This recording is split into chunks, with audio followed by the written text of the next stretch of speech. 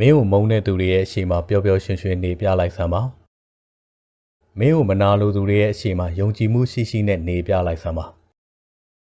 မင်းကိုစွန့်ခွာသွားသူရဲ့အရှိမအေးစေပါအပြုံးမပြတ်ဘူးလို့သိအောင်နေပြလိုက်စမ်းပါမင်းမြတ်တာကိုစော်ကားသွားသူရဲ့အရှိမအေးချမ်းတည်ငြိမ်စွာနေပြလိုက်စမ်းပါမင်းကိုတိုက်ခိုက်နေသူတွေရဲ့အရှိမပြုံးပြအောင်လှိုက်လိုက်လဲပြုံးပြလိုက်စမ်းပါမင်းကိုထင်သေးပြီးလူရမတွင်းခဲ့တဲ့သူတွေရဲ့ရှေ့မှာလက်မထောင်နိုင်တဲ့ဘဝကိုပိုင်ဆိုင်နေပြီဆိုတာကိုလက်တွေ့ပြလိုက်စမ်းပါမင်းရဲ့မကောင်းတဲ့ကိုပြောနေတဲ့လူတွေနဲ့မျက်နှာချင်းဆိုင်တွေ့ခဲ့ရင်လေမလုံမလဲနဲ့မဝင်မရဲဖြစ်မနေပါနဲ့